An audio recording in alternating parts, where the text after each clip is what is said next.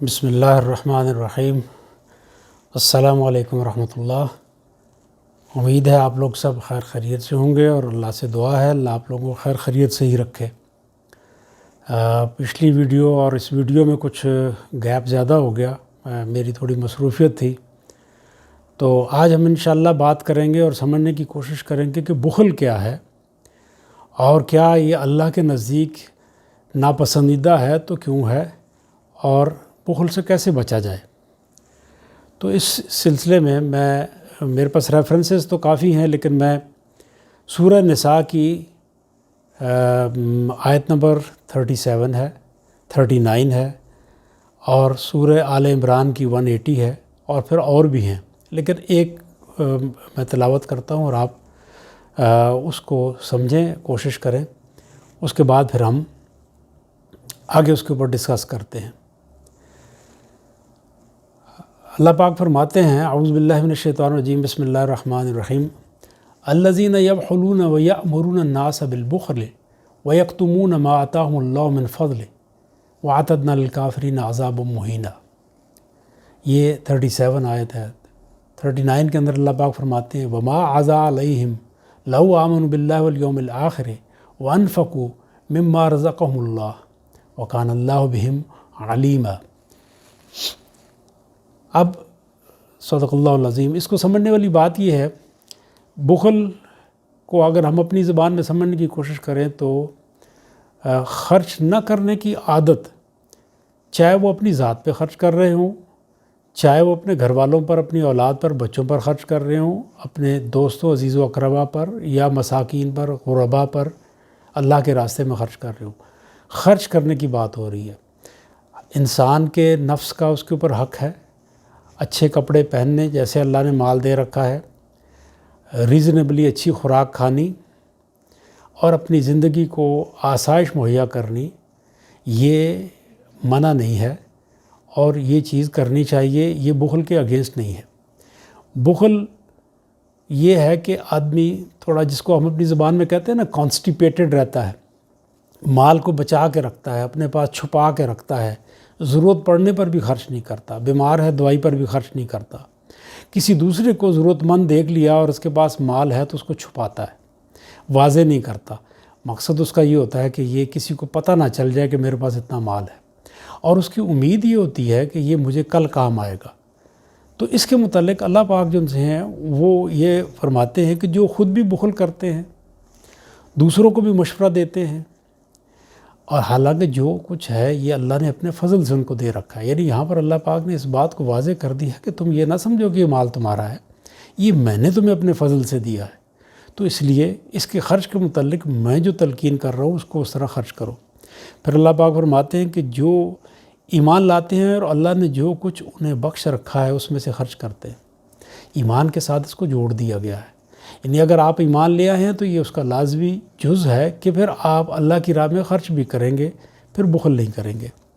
اور پھر ساتھ آگے سٹیمپ کر دی ہے کہ یہ نہ سمجھو کہ اگر آپ یہ کر رہے ہیں تو اللہ کو پتہ نہیں ہے، اللہ بہت اچھی طرح باخبر ہے اس چیز سے کہ جو آپ یہ کر رہے ہیں۔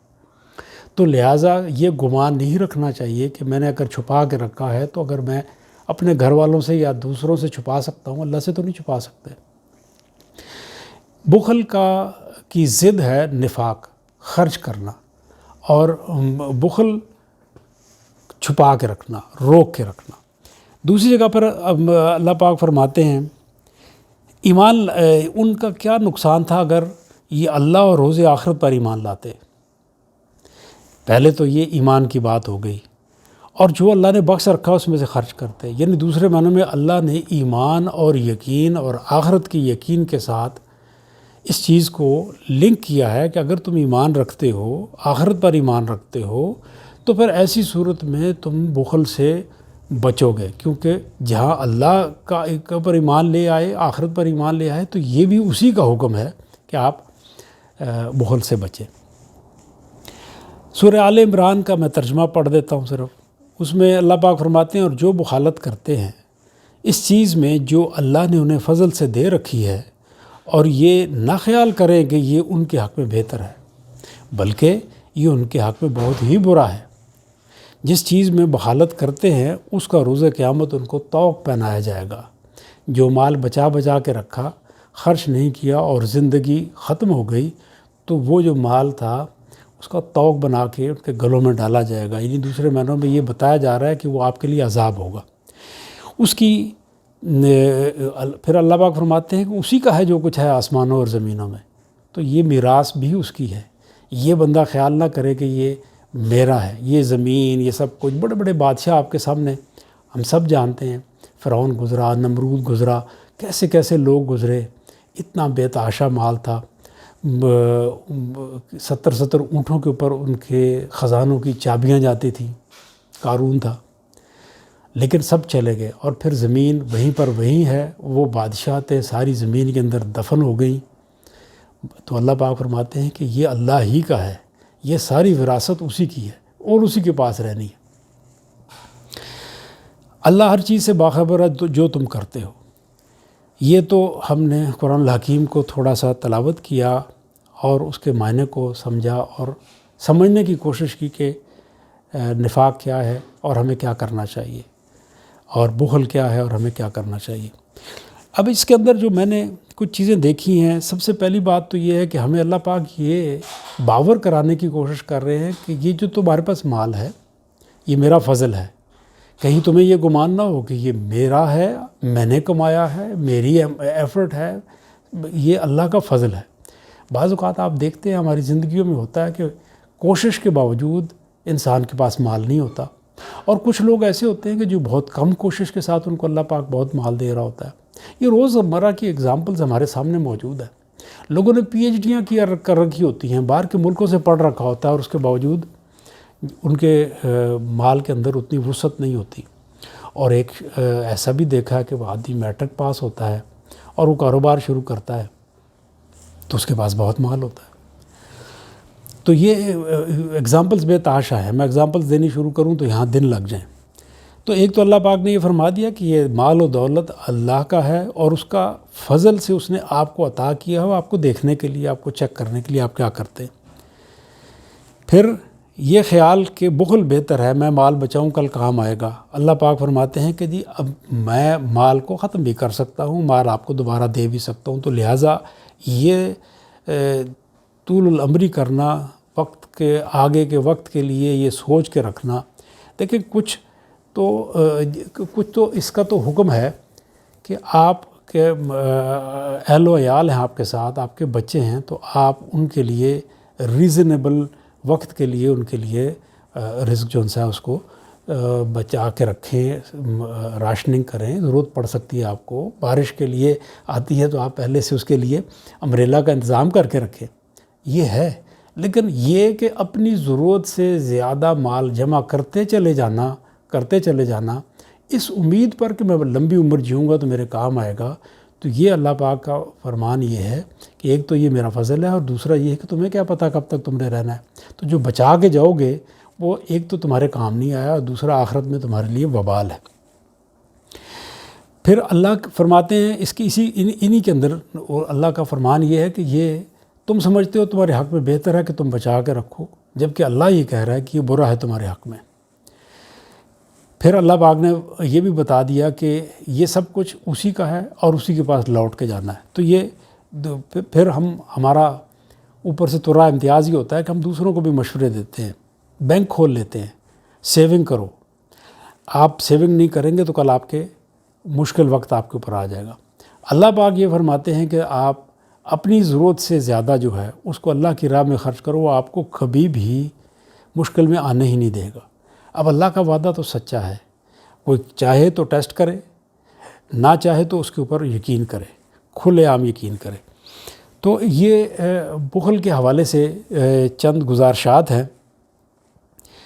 میں ایک چھوٹا سا آپ کو واقعہ سناؤں۔ میرے ایک جاننے والے ہیں جن کی عمر کوئی 32-33 سال کے قریب ہے، اور انہوں نے مجھے خود یہ اپنا واقعہ سنایا، بلکہ مجھ سے جب ملاقات ہوئی تو مطلب ہی واز ویل اسپوکن۔ میں نے پوچھا ان کو کہ آپ کی ماشاءاللہ تعلیم کس قدر ہے، تو انہوں نے کہا کہ آپ کا کیا خیال ہے؟ تو میں نے کہا میرا خیال ہے کہ آپ نے ماسٹرز وغیرہ کر رکھی ہوگی۔ تو کہتا ہے کہ جی میں FA پاس ہوں۔ تو میں نے کہا اچھا، لیکن آپ کی گفتگو کے انداز سے پتہ لگتا ہے کہ آپ کوالیفائڈ ہیں، پڑھے لکھے ہیں اور آپ کا ایکسپوجر بھی اچھا ہے۔ تو میں نے پوچھا کہ آپ کا کاروبار زندگی کیا ہے؟ تو وہ کہنے لگے کہ میں پراپرٹی کا کام کرتا ہوں، اور میں نے 4 لاکھ سے کام شروع کیا تھا، جو کچھ میرے گھر سے مجھے ملے تھے اور کچھ جو سے ہے وہ میں نے دوستوں سے اکٹھے کیے۔ 4 لاکھ سے میں نے کام شروع کیا، اور شروع میں نے یہ کام کیا کہ رینٹ پہ لوگوں کے گھر لگانا رینٹ پر، اور وہ کمیشن کے اوپر کام شروع کیا۔ ٹوٹل 8 سال کی عمر کے 8 سال کے اندر وہ کہتے ہیں کہ جی اس وقت میرے ایسٹس 50 کروڑ سے زیادہ کے ہیں۔ یہ اللہ کی دین ہے مجھے، اور میں کوئی 2 نمبری نہیں کرتا، کوئی غلط کام نہیں کرتا۔ میں اللہ کا دیا ہوا مال ہے، اس کو میں جائز طریقوں سے کام کرتا ہوں۔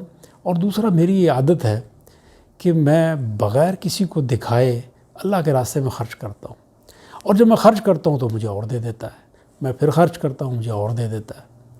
تو یہ اتنے ینگ آدمی نے 32-33 سال ان کی عمر تھی، بہت زیادہ کوالیفائڈ بھی نہیں ہیں، انہوں نے اپنے ذاتی ایکسپیرینس بتایا۔ میرے اپنے ایک کزن ہیں، انہوں نے مجھے ایک دفعہ بتایا کہ میں نے یہ فارمولہ بہت دفعہ اپلائی کیا ہے، میں جب خرچ کرنا بند کر دیتا ہوں میرے پاس آنا بند ہو جاتا ہے، جب میں خرچ کرنا شروع کرتا ہوں میرے پاس اور آنا شروع ہو جاتا ہے۔ میں حج کے لیے اللہ پاک مجھے لے گئے، اور وہاں پر ایک پاکستانی ہے جو بیسیکلی ہے تو افغانی تھے، ان کے ساتھ ملاقات ہوئی، انہوں نے مجھے گھر بلایا، دعوت دی، اور پھر اس کے بعد انسسٹ کیا کہ میں تمام جو ان سے نا ناشتہ بھی اور کھانا، رات کا کھانا بھی خاص طور پر ان کے ساتھ کھایا کروں۔ تو میں نے کہا کہ جی مجھے یہ اچھا نہیں لگتا کہ ایک طرح کا میں آپ کے اوپر بوجھ بنوں، میں تو حج کے لیے آیا ہوں۔ تو انہوں نے کہا دن بھر آپ کے پاس عبادت کے لیے ہے تو آپ یہ ہمیں، تو میں نے انہیں کہا کہ یہ آپ سمجھتے ہیں کہ مناسب ہوگا؟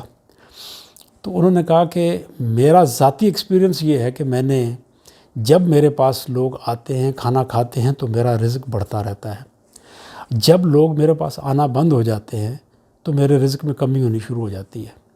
تو میں نے کہا کہ جی ہاں ایسا ہی ہے، یہ ایکسپیرینس تو سب کا تقریباً یہی ہے۔ تو انہوں نے کہا دوسری بات یہ ہے کہ آپ رسول اللہ صلی اللہ علیہ وسلم کے مہمان ہیں، آپ مدینہ منورہ میں ہیں، تو میں کل رسول اللہ صلی اللہ علیہ وسلم کو کیا جواب دوں گا کہ میں آپ کے مہمانوں کو 2 ٹائم کھانا نہیں کھلا سکا؟ تو آپ یہ مہربانی کریں کھانا میرے ساتھ کھایا کریں۔ تو میں نے حامی بھر لی، اور پھر میں کچھ دن ان کے ساتھ کھانا کھاتا رہا، اور مجھے بہت سی برکات نصیب ہوئی۔ اس کے ساتھ آج ختم کرتے ہیں، اس کے بعد میں کوئی اور سبجیکٹ جو ان سے ہے وہ انشاءاللہ کوشش کروں گا جلد لے کے آؤں۔ السلام علیکم ورحمۃ اللہ وبرکاتہ۔ اللہ پاک آپ لوگوں پر رحم نازل فرمائے اور آپ سے راضی ہو۔